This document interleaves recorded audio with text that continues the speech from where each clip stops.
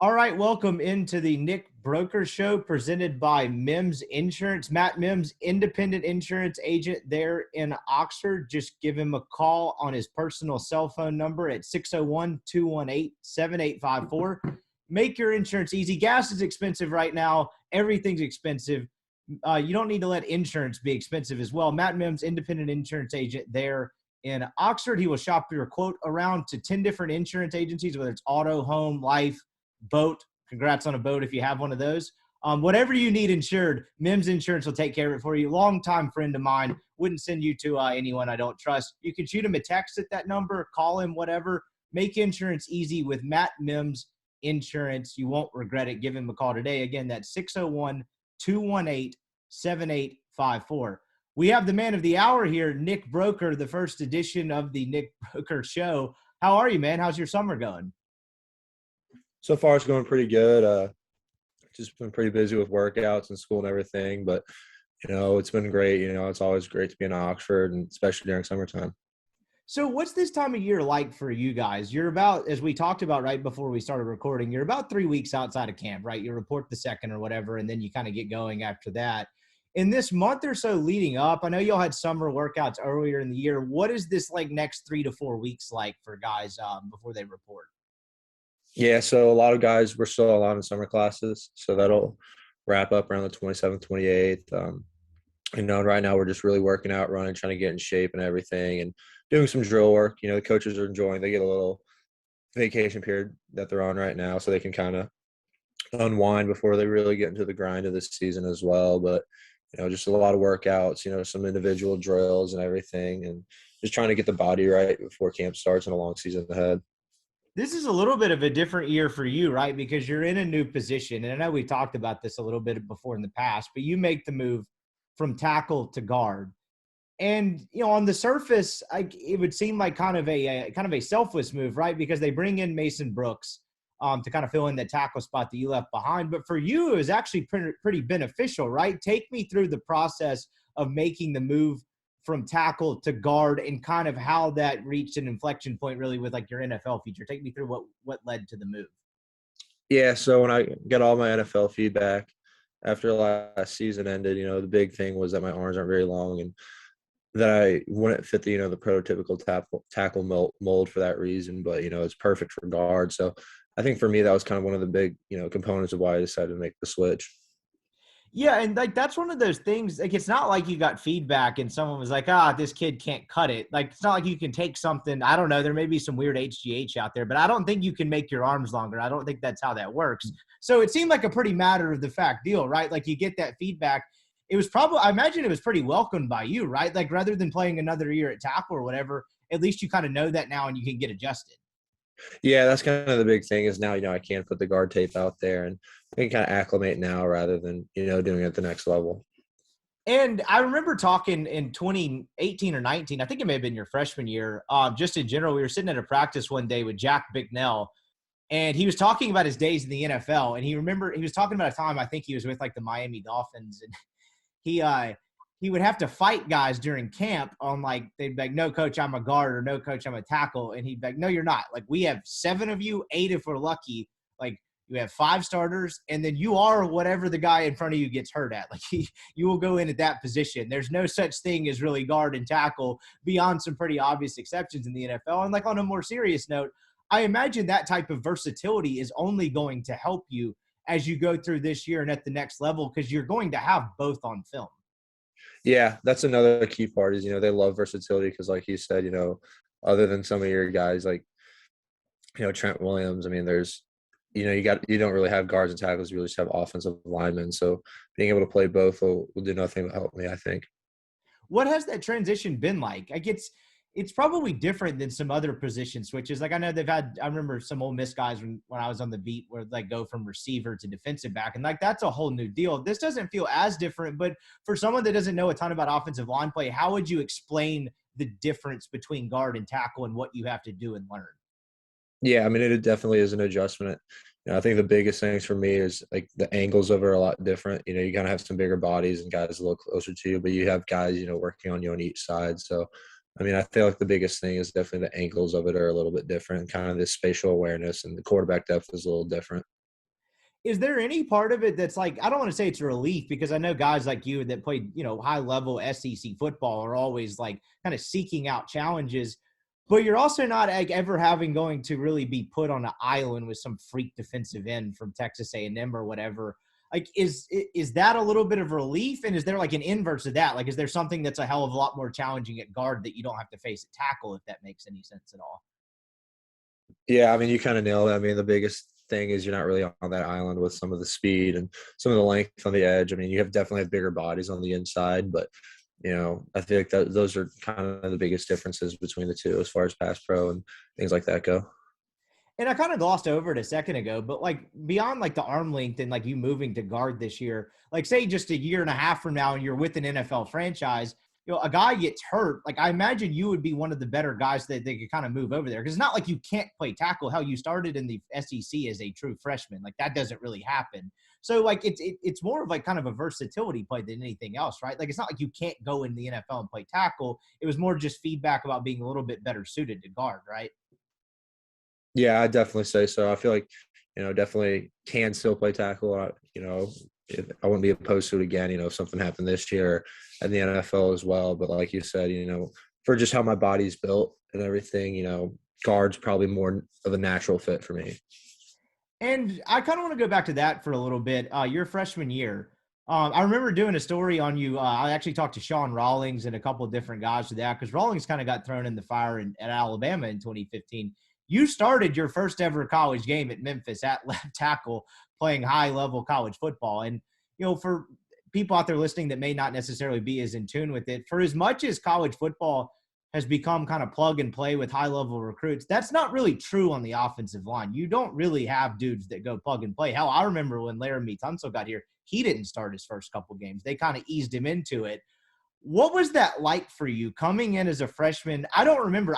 Were you an early enrollee? I don't think you were. Did I have that right?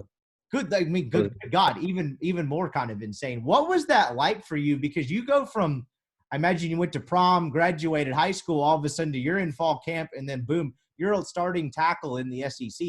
What was that like for you, and what did you learn from that? Yeah, it was kind of a whirlwind, honestly. It was crazy, just like you said. I mean, I was just kind of in it.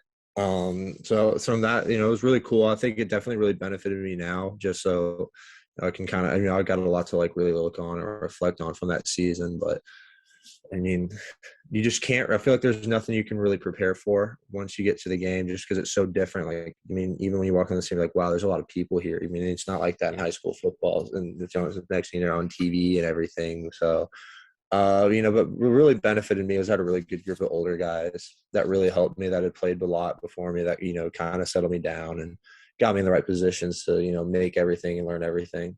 You did have some older guys in that offensive line, and I keep kind of drawing the parallel to Rawlings. He kind of had the same thing with the Justin Bell and some of those, and Robert Conyers and some of those other guys. How much did that help? Because like you said, as much as it's like who kind of helped you too, if you want to throw them in there, but like as much as you say you can't prepare for it, having older guys around you, I imagine is a hell of a lot better than having, I don't know, a couple of sophomores to your right or whatever, to where it's like, oh, this is not our first go around, but we're not as experienced either. Who kind of helped you through that, and how much of a factor was it in helping you? Yeah, I mean, Alex Givens and Royce Newman were probably the main two. I saw Ben Brown, who was a very big help for me as well, and Eli Johnson. But, I had Royce next to me, who started 16 games as a rookie last year, and the other tackle was Alex Givens, who had started for a long time.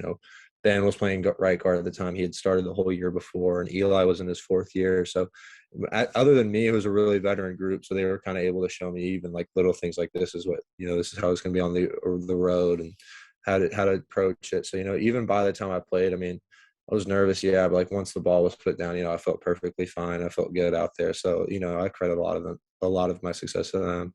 You kind of beat me to it there. That was one hell of a hot day in Memphis. And a kid kind of coming from the Midwest, like, I mean, I know you had been through fall camp and been through a hell of a lot of heat at that point, but like now you're in game action.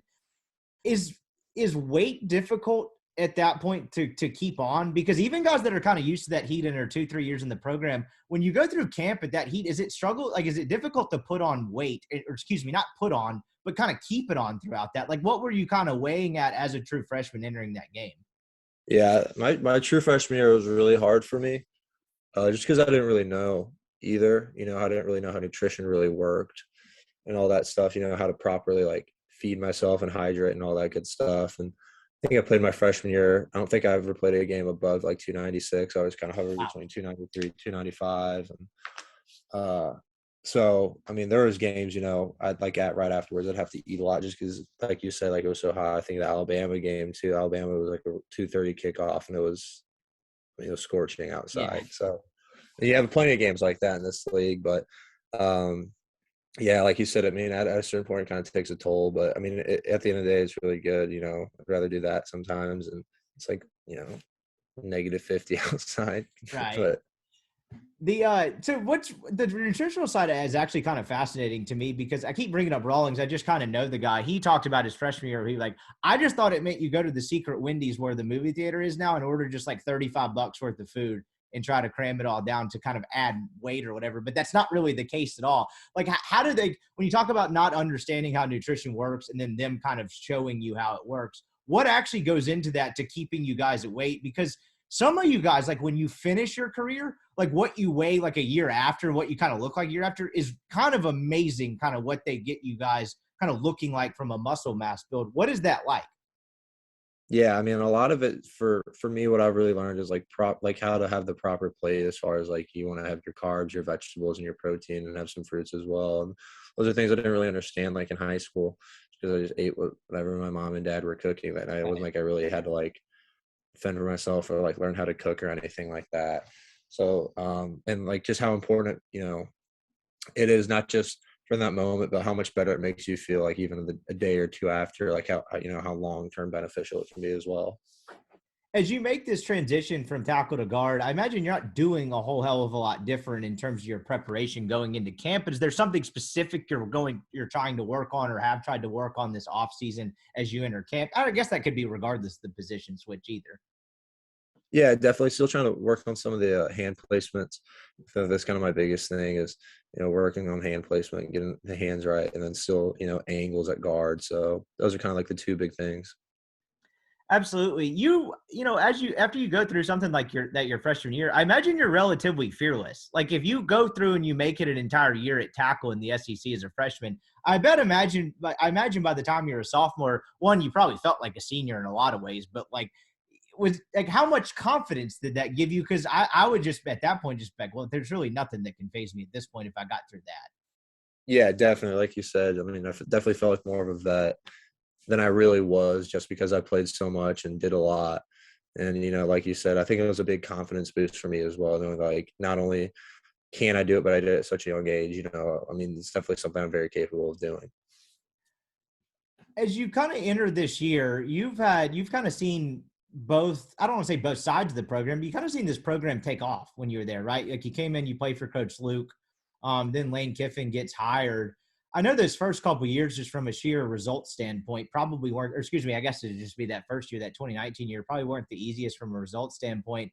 Kind of take me through the coaching transition all the way up to these last 2 years and what it's kind of been like to really kind of be put on the map and be nationally relevant and play in a Sugar Bowl and all that with even higher aspirations this year. What's that been like for you?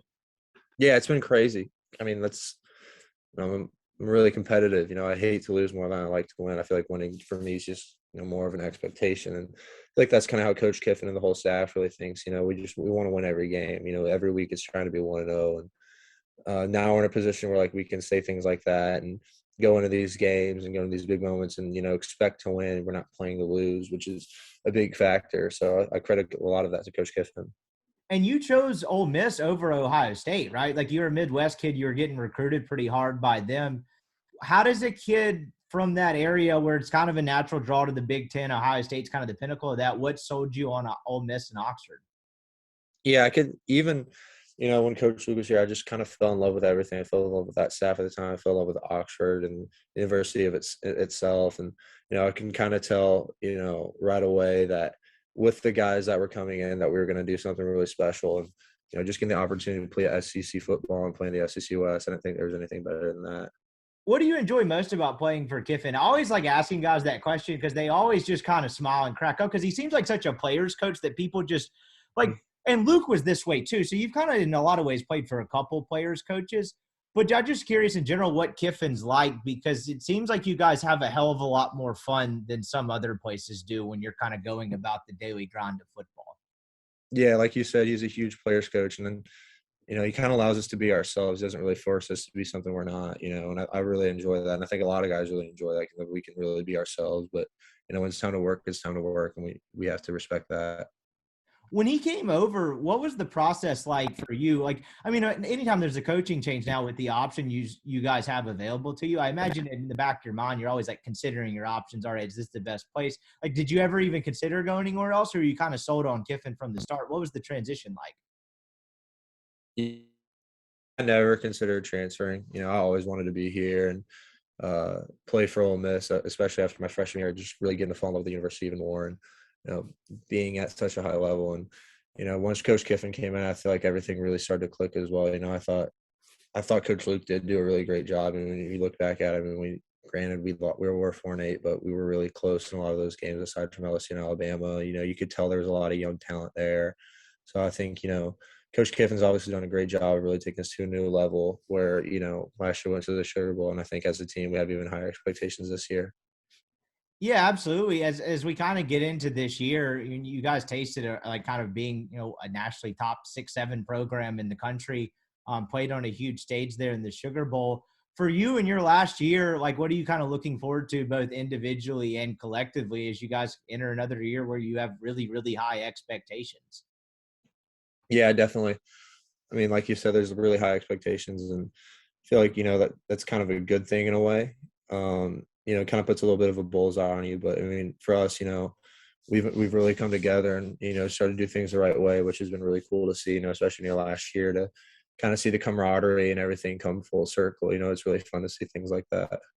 Is it fun for you guys to try to build off success like that? Like, I know that's kind of a simplistic question, but like you return a decent bit, but you lose obviously kind of the heart and soul guy in Matt Corral, who was just unbelievable in so many ways. But is it kind of fun for you guys to try to kind of like, all right, we did this once, but let's reload and kind of try to do this again, despite losing, your main signal caller?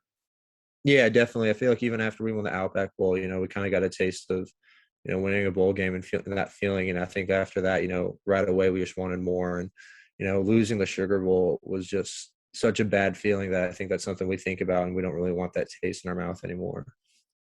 As you guys kind of enter camp, you have two guys kind of fighting for the quarterback job. I'm not going to pin you and be like who's going to win or something like that. But what is it like not having? What's it like going into a camp where you don't have a guy, right? Like you're kind of trying to figure that out. You're behind two different guys. Like how different is that as opposed to kind of like last year where it's like, all right, Matt's our guy. You can kind of go from there. What's that like? Yeah, it's really interesting, kind of seeing it and watching them compete for it. I kind of compare it to John Rice and Matt because I feel like in 2020 there was a Yeah, bit of that's a a good point. quarterback, battle. It's similar to that. I mean, it's a little different because they're the same age, and neither. We kind of knew what we had with John Rice and Matt. They'd both played the year before, but we've only seen Luke. Luke's really only played in one game, and Jackson hasn't played here yet. So, from that standpoint, it's really interesting. But I thought they both competed really well in the spring and both did a really great job. And I imagine from like the Luke standpoint, I mean, you can speak to this as well as anyone. There's really no replacing experience. You talk about getting thrown into the fire. He gets thrown in against that pass rush in the middle of the Sugar Bowl. If nothing else, however it shakes out, like I imagine he won't really fear much either. Not that Jackson will either, but he just see in some ways it's kind of similar to you where it's like, all right, this is your time, whether you're ready or not type of thing last year for him. Yeah, definitely. I mean, he kind of got put in a little bit of a shaky situation. You never really think that your quarterback's going to be hurt and things like that. But I thought Luke really did a great job. He managed the offense well. He did what he was supposed to do. He made a lot of plays out of the pocket that were really well. And, he just got unlucky on 2 throws, really. Other than that, I thought he did a great job.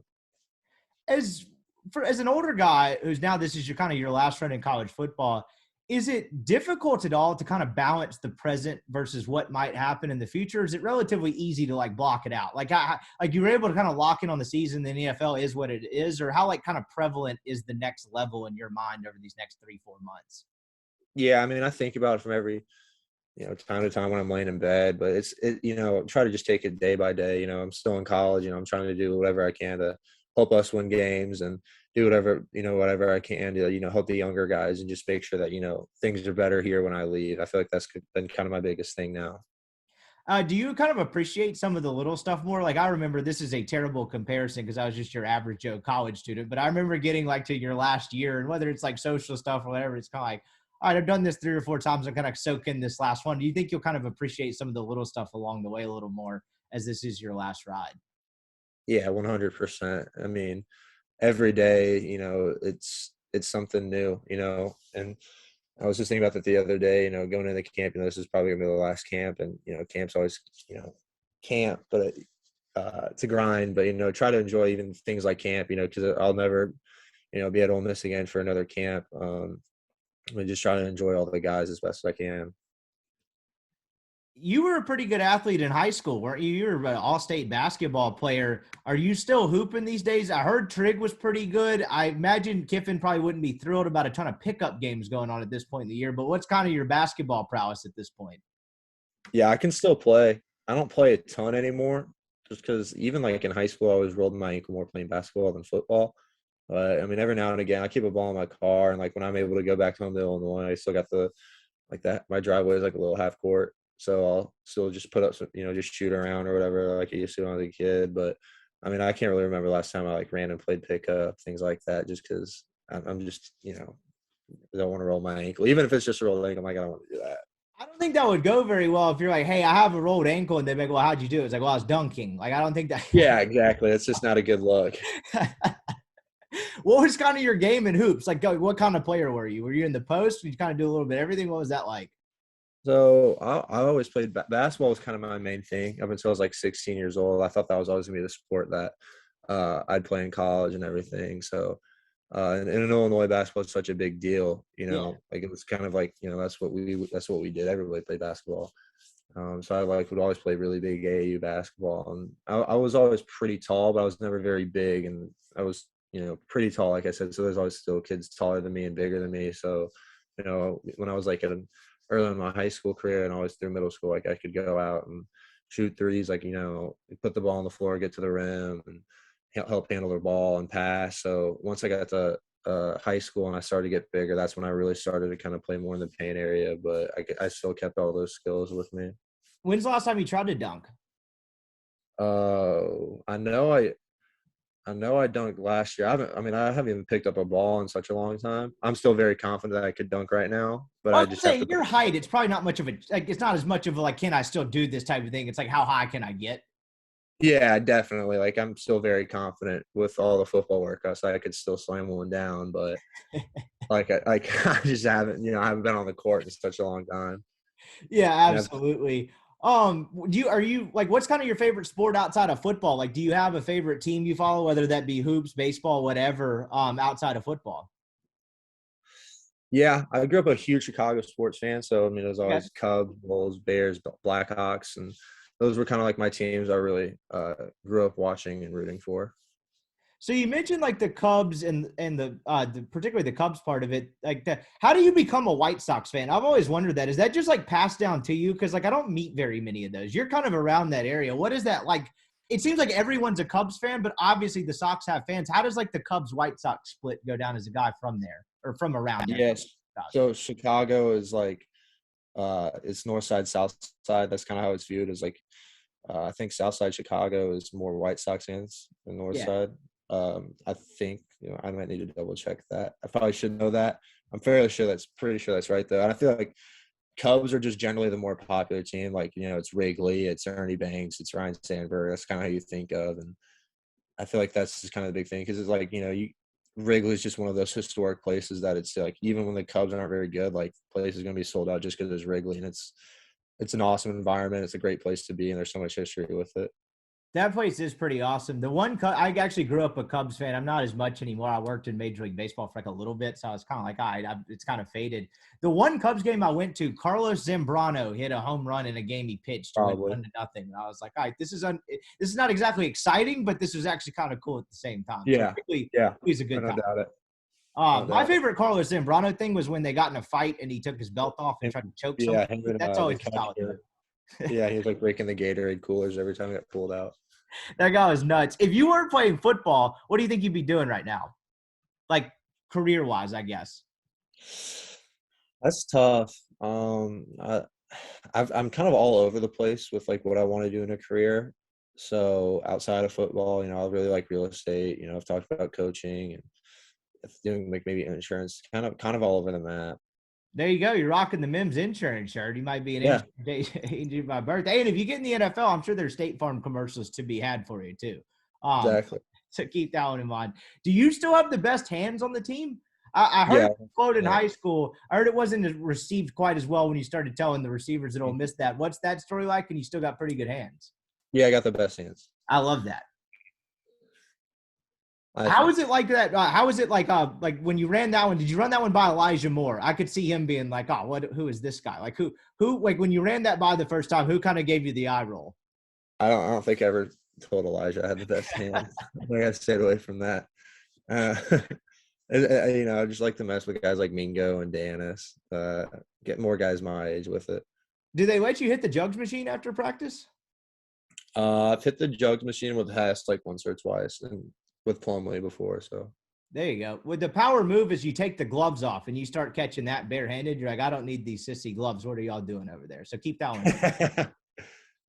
Um, got a last couple of things for you, just a couple of rapid fire things. Favorite cheat meal? If you're kind of going off the nutrition plan, you have a meal or a day where you can eat whatever you want. What are you doing? man, I live right by Southern Coop. So Southern Coop, sometimes if I'm like I'm just gonna eat whatever, I can just walk right there. Oh, that's solid. The wing. Do you Yeah, hit the wings there? Those wings are unbelievable. yeah. Those wings are awesome. They're the best. That's a solid choice. Do you what do you like to do when you don't play football? I know you're kind of into golf. How's the handicap going? It's gotten better actually. There you It's go. gotten a lot better. I actually played today. I only played the back nine. Didn't warm up though, so I shot like 8 over on the back nine, but That's not bad. not bad. I like to play video games too. I love movies. I'm a big movie guy. I personally I like watching TV, but I prefer to just put a movie on rather than like binge watch a show. Oh hell yeah! Favorite movie? Favorite movie? Probably Good Will Hunting. That's a solid one. So are you are you talking like how into it are you? Like are you giving Rotten Tomatoes reviews or are you just kind of consider yourself a little bit of a movie buff? How far down the movie rabbit hole are you? I wouldn't consider myself like a Rotten Tomatoes kind of guy. I do like to, give myself like my own little rating on movies, but I mean, I really, like I said, like I really like movies. So if anybody's like, "Oh, have you seen whatever?" I'll try to find it on like Netflix or Hulu or whatever and try to watch it. Before a game, I'll ask this a fancier way. I was gonna say what's your favorite type of music, but like before a game, what's going for you on the headphones or beats, whatever you guys are wearing these days? A little bit of everything for me. Listen to like really anything. I don't really play too much into like I have to like listen to a certain playlist or whatever. I do have a playlist, but I'm not like, oh, I can't listen to this. It's game day. Like I'll listen to whatever. I mean, there might be Drake and Jay-Z on there, whomever, and there also might be like Five Finger Death Punch before the game. Like you just really don't know what's going to be on the shuffle before the game on the playlist. Last thing, do you have a talent that people may not know about you? You may not have one, but your guy, Mason Brooks, I asked him this question for another interview, and he just blurted out immediately that he was on the fencing team in high school and then proceeded to show me his Legos. And I was like, this guy is a renaissance man. Holy cow. Are you fencing? What kind of talents do you have? Oh, I wouldn't say I have anything that cool. I can cook. There you Other than go. that, I feel like that's more of a life skill. But other than that, I wouldn't say I have any like really like cool things like that. Go-to meal, because like you say, it's a life skill. Your guy on the other end here, I could screw up a Pop-Tart. So like, there's no cooking involved in over here. So what's your go-to meal? Trying to think of something cool. I mean, I like to, like I said earlier, I like to always kind of balance out the carbs and veggies and everything. A lot of it too is like I'll maybe make like chicken, pasta, asparagus, or like Brussels sprouts, potatoes, and steak. Probably the most creative thing I got is I'll make like chuck or like stuffed chicken breasts, Yeah. and make that with like asparagus or Brussels sprouts and like sweet potato fries. Awesome. He is Nick Broeker, SEC left guard, 5-star chef, all man of many talents, scratch golfer. I appreciate the time, my man. This was a ton of fun, and we'll do it again soon. Yeah, absolutely. Thank you.